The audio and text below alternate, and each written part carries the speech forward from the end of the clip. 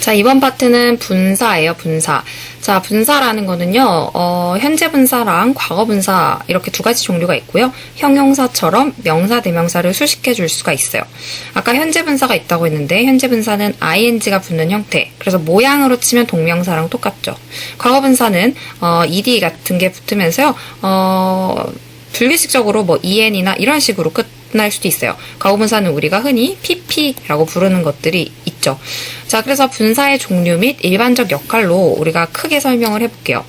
자, 현재 분사에는요, ing가 붙는 형태라고 했죠. 역할은요, 진행, 자동사일 때는 진행의 역할을 담당해서 smiling baby, 지금 미소 짓고 있는 아기, 이렇게 진행의 의미를 쓸 수가 있고요. 타동사일 때는 능동적으로 열정적인, 그다음에 이게 흥분을 주는, 흥분시키는 이런 식으로 사역의 의미를 쓸 수도 있고요. 자, 과거 분사는요, 앞서 한 것처럼 pp로 일반적인 모양은 ed로 물론 다르게 끝나는 것들도 있어요. 자, 이럴 때는요, 자동사에서는 a returned man, 그래서 돌아온, 그래서 완료 상태, 돌아온 사람, 이렇게 완료 상태의 의미를 쓰고요. 그 다음에 타동사일 때는 수동적으로 흥분된 관중, 이렇게 쓰겠죠. 여기서 게임이 아니고 관중이니까 다른 표현이 와야겠죠. people이나 spectacle이나 다른 게 와야 될 거예요. 그 다음에 분사의 시제는요, 여기 보면, 단순 분사로서는 현재 분사랑 과거 분사를 쓰는데, 주절과 종속절 시제가 다를 땐 완료 분사라고 해서 having pp를 써요. 그러니까 주절보다 이 완료 분사가 더 옛날인 거를 표현하려고 쓰는 거죠. 그래서 이거는 뒤에 가서 어떻게 쓰는지 알아볼 거고요. 그 다음에 유사 분사라는 게 있어요. 분사랑 비슷하게 생긴 건데요.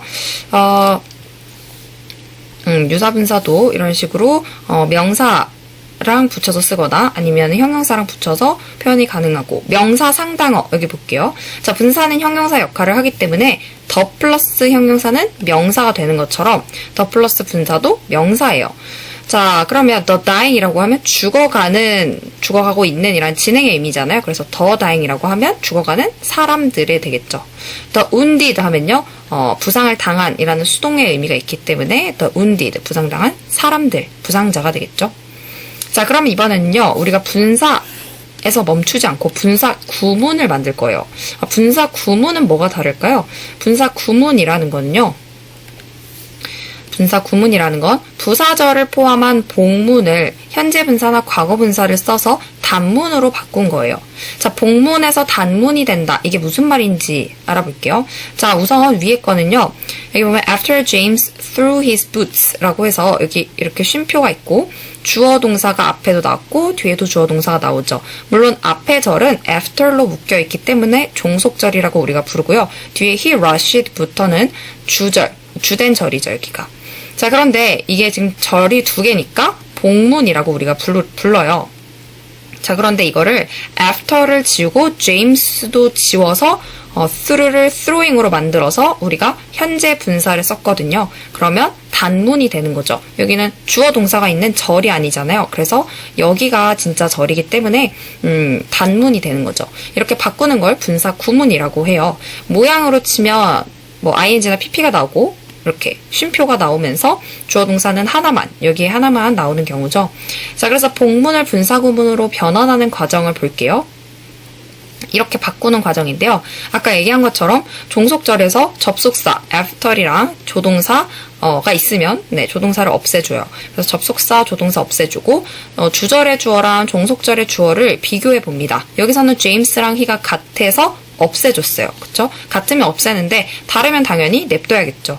자, 그래서 시제까지 비교를 해서 같으면은 그냥 ing 붙이고 다르면 having pp라고 완료 시제로 바꿔줘야 됩니다. 자, 예시를 한 번씩 읽어보시고요. 뒷장으로 넘어가 보면, 그러나 인칭 대명사는 분사 앞에 둘 수 없다라는 경우가 보이죠?